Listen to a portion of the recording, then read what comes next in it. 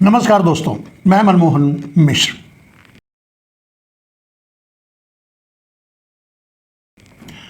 कल 15 अगस्त है। आज 15 अगस्त की पूर्व संध्या। 15 अगस्त की पूर्व संध्या पर हमारे तरफ से आप सभी देशवासियों को 15 अगस्त की ढेर सारी शुभकामनाएं। बात आज नरेंद्र मोदी के संसद से भागवत की भागे हुए हैं उस कथा को के बारे में, छात्रों पर की गई ज्यादतियों उसके रिएक्शन और एक्शन के बारे में, देश की बर्बादी की जिम्मेदारियों के बारे में, गरीबी, बेरोजगारी, महंगाई, इन सब पर बात करें। अपने वादों की सफाई में बात करेंगे नरेंद्र मोदी, या मन की बात कह करके निकल जाएंगे, या लोगों को 2047 का लॉलीपॉप थमाने की कोशिश करेंगे, या इस्तीफा देंगे लाल किले से। मेरे दोस्तों, ऐसे ही कुछ 8-10 मुद्दे हैं जिनको आपके सामने रखेंगे बड़े संक्षिप्त में। वीडियो 10-15 मिनट से ज़्यादा नहीं होगा, लेकिन ये मामला काफ़ी गंभीर है। और इसमें सबसे बड़ी गंभीर बात यही है कि क्या कल लाल किले से नरेंद्र मोदी इस्तीफा देंगे? नहीं मेरे दोस्त, ये मैं भी जानता हूं, आप भी जानते हो, ये देश भी जानता है। ना नरेंद्र मोदी का डीएनए ये कहता है, और ना ही नरेंद्र मोदी ऐसा करने वाले हैं। उनके इस्तीफे की जब भी भारत को सूचना मिलेगी, वो लाल किले से या उनके मुख से नहीं मिलेगी, वो ट्रंप से ही मिलेगी। ये तो निश्चित है। जब भी मिले, नरेंद्र मोदी ने इस्तीफा दे दिया, नरेंद्र मोदी अब भारत नहीं आएंगे, भारत नहीं लौटेंगे, भारत छोड़ चुके हैं, इस तरह की बातें या इस तरह की सूचनाएं जब भी आपको मिलेंगी, वो ट्रंप से ही मिलेंगी। इस बात को तो हम सभी जानते हैं, फिर भी बात तो कर ही सकते हैं।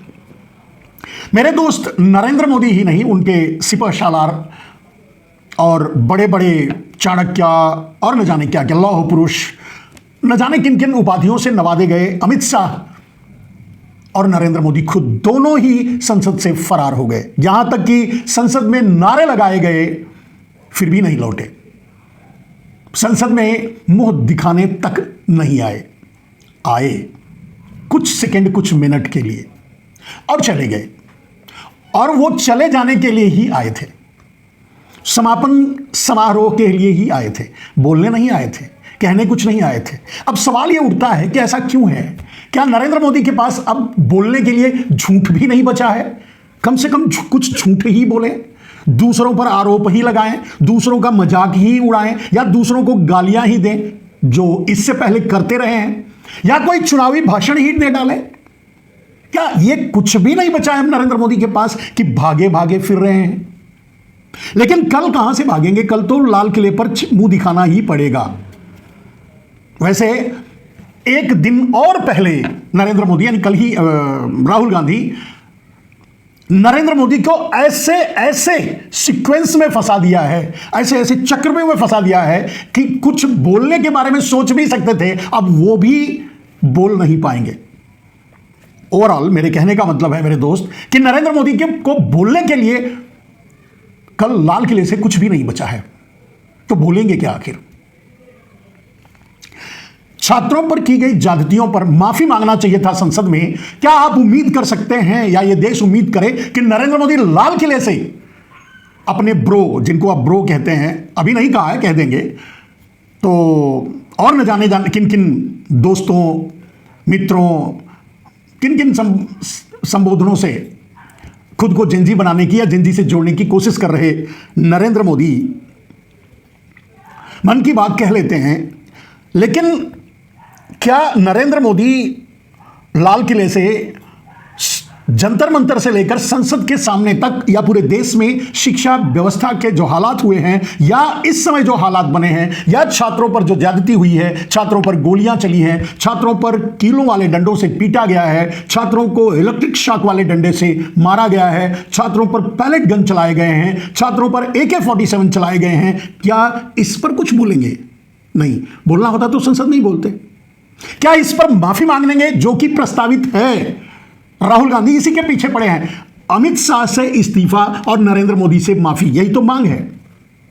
और जब तक ऐसा नहीं होगा संसद में, राहुल गांधी नरेंद्र मोदी और अमित शाह को घुसने नहीं देंगे। अब कह सकते हैं राहुल गांधी होते कौन है उन्हें संसद में घुसने से रोकने के लिए, लेकिन बिना होते हुए भी राहुल गांधी ने संसद में घुसने से नरेंद्र मोदी और अमित शाह को रोक ही नहीं दिया, भगा भी दिया और भाग भी गए। ऐसे हालात में कल क्या कुछ नरेंद्र मोदी युवाओं के बारे में बोलेंगे, शिक्षा व्यवस्था के बारे में बोलेंगे, युवाओं के साथ हुई ज्यादतियों के बारे में बोलेंगे, देश में जो चल रहा है उस पर बोलेंगे, भ्रष्टाचार पर बोलेंगे?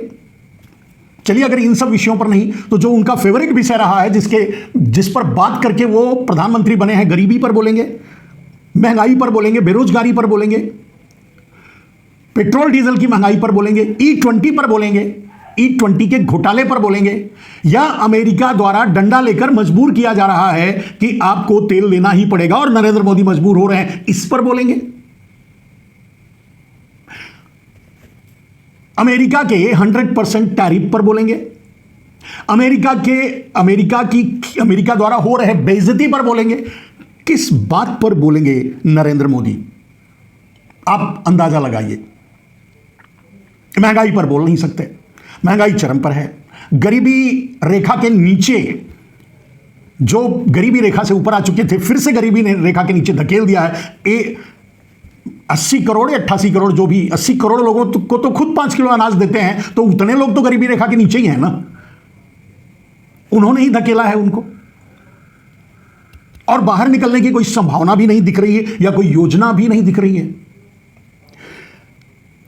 बेरोजगारी पर बोल ही नहीं सकते, ना तो उनके पास कोई प्लान है बेरोजगारी दूर करने का, लोगों को रोजगार देने की कोई योजना है उनके पास, और जहां से रोजगार हो सकता था, मिल सकता था, बन सकता था, वो सब कुछ तो अडानी को दे दिया है।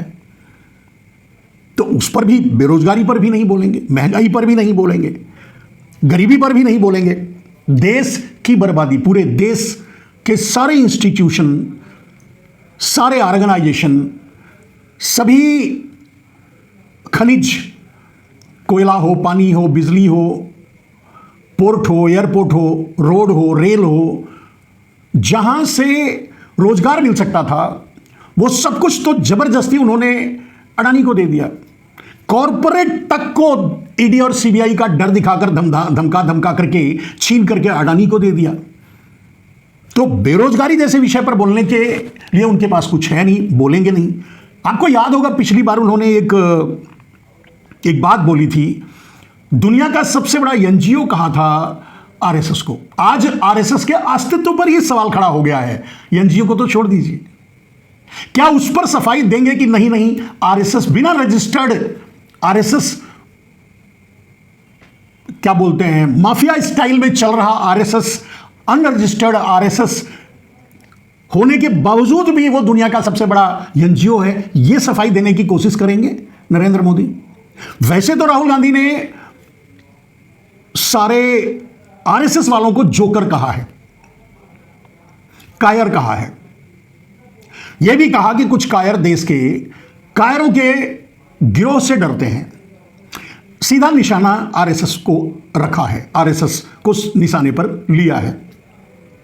वैसे आरएसएस की उत्पत्ति के बारे में तो बचपन से, और कई बार मैं इस बात का जिक्र भी कर चुका हूं कि आरएसएस समाज और गांव के त्यक्त लोग होते थे, मतलब त्याग दिए गए जो लोग होते थे, और गांव की भाषा में कहेंगे जो रंडवा होते थे, जिनके बाल बच्चे नहीं होते थे, जिनकी शादियां उदियां नहीं हुई रहती थी, जिनका कोई नहीं होता था, ऐसे लोग आरएसएस में जाते थे। यहां तक कि गांव में यह माहौल होता था कि कोई अपने बच्चों को, परिवार को उनके करीब भी नहीं जाने देता था।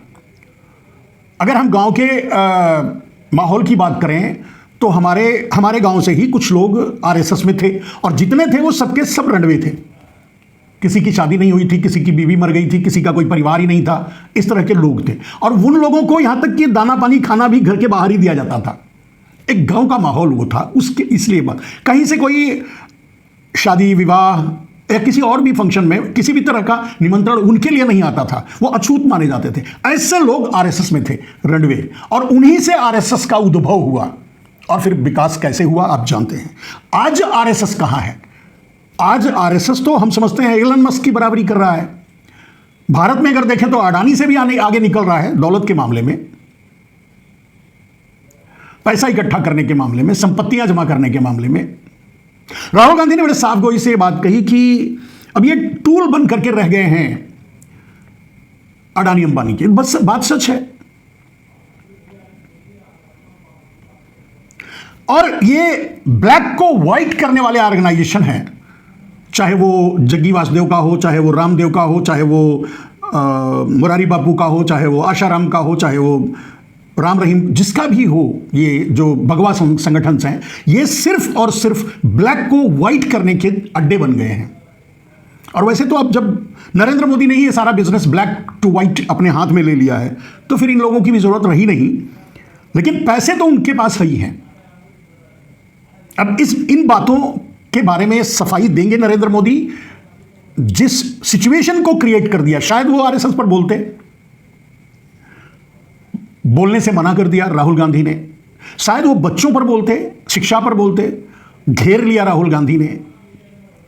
गरीबी, महंगाई, बेरोजगारी को मुद्दा ही बना रखा है राहुल गांधी ने। मुझे नहीं लगता कि कोई ऐसा मुद्दा, कोई ऐसी बात, कोई ऐसा पॉइंट बोलने के लिए रह गया है जिसे नरेंद्र मोदी लाल किले के प्राचीर से बोल पाए। अब रह गई बात उनके अपने वादों की सफाई के बारे में। स्पेस टेक्नोलॉजी से रोड बनाते थे, महीने भर में टूट जाता है। नितिन गडकरी की डिमांड दुबई से आ रही थी, उनको भी उन्होंने नहीं भेजा, यहीं लगा दिया। सबका सब खत्म हो गया, भ्रष्ट हो गया। सारे इंफ्रास्ट्रक्चर जो बने या बनाए गए इनके काल में, वो सब मिट्टी में बह गए।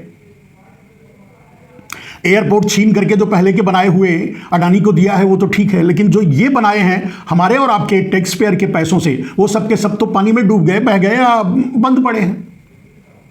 किस बात का जिक्र करेंगे नरेंद्र मोदी कल लाल किले से? सबसे बड़ा सवाल है मेरे दोस्त। मैं नहीं समझता कि झूठ बोलने, अब नरेंद्र मोदी के पास झूठ बोलने के लिए भी कुछ बचा नहीं है, क्योंकि अब झूठ पकड़ने की जो मशीनें हैं ना, वो पूरा देश झूठ पकड़ने की मशीन बन चुका है।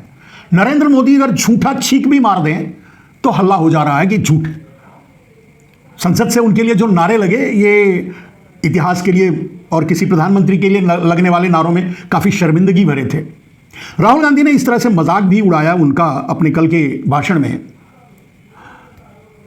कि नरेंद्र मोदी कहीं मुंह दिखाने का, उनको मिर्ची लगी, भाजपा को मिर्ची लगी, वो पलटवार करें या कुछ भी बोले, बोलने का मतलब नहीं। बोला तो राहुल गांधी ने सच ही है। रही बात कुछ मुद्दों को उठाने की, जहां प्रधानमंत्री पर इस तरह की बात नहीं करनी चाहिए, मैं नहीं समझता वहां भी कुछ ऐसा गलत है, क्योंकि खुद प्रधानमंत्री ने इस सारी मर्यादाओं की रेखा तोड़ करके पहले ही समथर कर दिया है। राहुल गांधी को एक पिच बनाकर दे दिया कि आप खुलेआम बैटिंग करो, कोई रोकने वाला आपको नहीं रहेगा, क्योंकि मैं आपके लिए जमीन तैयार कर दे रहा हूं। राहुल गांधी आज जितने एग्रेसिव हैं, जितना खुलकर बोलते हैं, जितना तू तड़ाक पर उतर चुके हैं, यह सब कुछ नरेंद्र मोदी ने तैयार किया है। आज राहुल गांधी जो भी हैं, उन्हें नरेंद्र मोदी को थैंक्स कहना चाहिए, कम से कम, डायरेक्टली नहीं तो इनडायरेक्टली। इतना सबल बना दिया, इतनी जमीनें दे दी कि जहां चाहे, जिस तरह से चाहें, वो लपेट सकते हैं नरेंद्र मोदी को। यह सब कुछ तैयार करके नरेंद्र मोदी ने ही राहुल गांधी को दिया। तो फिर आरोप क्या है, किस बात का? आगे नरेंद्र मोदी ने एक प्रधानमंत्री होते हुए जो बातें की, तो दूसरा आदमी प्रधानमंत्री के बारे में इस तरह से बातें तो कर ही सकता है। उस पद की गरिमा उस पर बैठने वाला अगर नहीं करेगा, तो उस पर बैठने वाले की गरिमा कोई और कैसे करेगा? आप, बहुत सीधी सी बात है, बहुत सीधा सा सवाल है, आप समझ सकते हैं। तो कहने का मतलब, झूठ भी नरेंद्र मोदी के पास बोलने के लिए बचा नहीं है।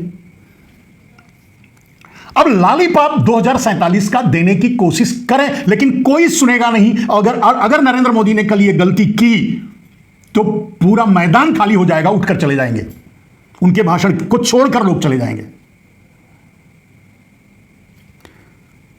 तो नरेंद्र मोदी के लिए मेरी सलाह, मेरे जैसे लोगों की सलाह तो यही है कि इतिहास में आपका नाम दर्ज हो जाएगा अगर आप अपने इस्तीफे का ऐलान कल लाल किले के प्राचीर से कर दें। तो ट्रंप को अवसर नहीं मिलेगा आपके इस्तीफे का ऐलान करने का। आप इस विकृति से बच जाए, मतलब इस आरोप से बच जाएंगे। वैसे तो अभी भी वो कह रहा है, अब तो पाकिस्तान भी कहने लगा है कि सिंदूर ऑपरेशन को हमने रुकवाया था। खैर, उसके कहने की बात अगर हम ना भी माने, पाकिस्तान को भी छोड़ दें, तो मैं नहीं समझता कि अंतर्राष्ट्रीय स्तर पर भारत की राजनीति या कूटनीति जो भी मान लीजिए कहां खड़ी है, कहीं दिखाई तो नहीं दे रहा है। आपके लोग और आप कहते हैं आपका डंका बज रहा है। अब डंका मान लो छोटे मोटे देशों में, अब आपने तो बहुत सा भ्रमण कर लिया, लेकिन अगर कुछ मुख्य देशों को ले लें तो चीन आपको धकियाए, आपको लतियाए चला आ रहा है, भारत के जमीनों पर कब्जा कर रहा है, आपको बोलने की हिम्मत नहीं है। अमेरिका आपके साथ आपको लथेर रहा है, लथेर रहा है, आपको बोलने की हिम्मत नहीं है। अमेरिका के डर से आपने ईरान से दोस्ती तोड़ दी, रूस से दोस्ती तोड़ दी। तो अगर 2 4 5 देश जो बड़े देश कहे जाते हैं, अगर इनमें आपका डंका ये है, तो फिर छोटे छोटे देशों की क्या करना है, उसके बारे में क्या बात करेंगे? यही है आपका ना, चीन कब्जा कर लेगा, आप में हिम्मत नहीं है बोलने की, यही आपका डंका। ट्रंप आपको ढकिया देगा, आपकी बेइज्जती कर देगा, आपको आपकी राजनीति खत्म करने की बात करेगा। आपका जो किया देश के साथ आपके कारण, वो तो किया ही किया, आपके सीधे आपको कितनी बार शर्मिंदा किया, अब भी कर रहा है, देश के साथ ज्यादती कर रहा है, टैरिफ ठोक रहा है, आपसे जबरदस्ती ट्रेड डील करवा रहा है, जबरदस्ती वो इथेनॉल देश पर थोपने की कोशिश कर रहा है, ये सब कुछ कर रहा है। कहां है डंका आपका? किस देश में बज रहा है डंका, जिसे आपके ट्रोलर, आपके चाहने वाले या भारतीय जनता पार्टी या राजनाथ सिंह जैसे लल्लू चप्पू वाले आदमियों को सुनाई दे रहा है? मेरे समझ में नहीं आ रहा है। मेरे ख्याल से आज भी राजनाथ सिंह पता नहीं किस बेशर्मी से उन्होंने बात को शुरू की और बोला कि मोदी का डंका बज रहा है। कहां बज रहा है भाई? बड़े 2 4 देश हैं, उनके सामने तो आपका यही हाल है। ट्रंप बोले तो आप बाथरूम में जाओगे, ट्रंप बोले तो आप बाथरूम से बाहर आओगे, आपकी यही औकात है और वही हो रहा है। किस बात का डंका बज रहा है जिसको आप लाल किले से बोल पाओगे? खैर, नहीं बोलोगे, यह बात अलग है। कुल मिलाकर नरेंद्र मोदी जी, मैं नहीं समझता कि अगर आप इतिहास बनाना चाहते हैं, अगर आप चाहते हैं कि लोग एटलीस्ट, ये तो निश्चित है कि आपसे ये पूरा देश घृणा करता है, मैं कह रहा हूं घृणा करता है, कम से कम घृणा ना करे। आप अगर कल लाल किले से इस्तीफे का ऐलान कर दें तो इतिहास में पहली बार होगा कोई प्रधानमंत्री लाल किले के प्राचीर से अपने इस्तीफे का ऐलान किया, राष्ट्र के लिए उसने अपने कुर्सी का बलिदान कर दिया, वगैरह वगैरह। जाना तो आपको पड़ेगा ही, आपको धकेल करके उतारा जाएगा उस कुर्सी से, या आप इज्जत से उतर जाएंगे, दोनों में फर्क है। और इससे बड़ा मौका आपको नहीं मिलेगा। यह साल आपके लिए भारी है। अगला 14-15 अगस्त आप लाल किले के प्राचीर पर चढ़ने लायक नहीं रहेंगे। अगले 15 अगस्त तक आप भारत के प्रधानमंत्री नहीं रहेंगे, यह तय हो चुका है नरेंद्र मोदी जी। तो अगर इतिहास बनाना चाहते हैं, जब कुछ आपके पास नहीं बचा है, ना झूठ बोलने के लिए, ना अब मन की बात सुनाने की कोशिश करेंगे, कोई सुनेगा नहीं। तो इन सारे फसादों का अंत यही है, बेइज्जती से बच जाओगे। ट्रंप आपके पहले ऐलान करेगा, नरेंद्र मोदी ने, ये सारी बेइज्जतियों से अगर आप बचना चाहते हो तो कल लाल किले के प्राचीर से अपना ऐलान करो कि मैं देश हित में आज लाल किले के प्राचीर से अपने इस्तीफे का ऐलान करता हूं। It's best way to escape for you. Modi ji, आपको निकल लेने का, जिस चक्रव्यूह को आपने बुना था, उस चक्रव्यूह में आप इतने बुरी तरह से फंस गए हैं कि आप निकल नहीं सकते। अब बच लेने का, कम से कम लोग घृणा ना करें आपसे, ये इतना तो क्रिएट कर दो आप, और इतना कर लेने का मात्र एक रास्ता बचा है, लाल किले के प्राचीर से कल आप अपने इस्तीफे का ऐलान कर दो। चलो 2 महीने बाद देना इस्तीफा, लेकिन बोलो कि मैं इस्तीफे का ऐलान करता हूं, 6 महीने में इस्तीफा दे दूंगा, 2 महीने में साल भर से ज्यादा अगला 15 अगस्त इस लाल किले पर आप झंडा नहीं फहरा पाओगे नरेंद्र मोदी, ये आप नोट कर लो।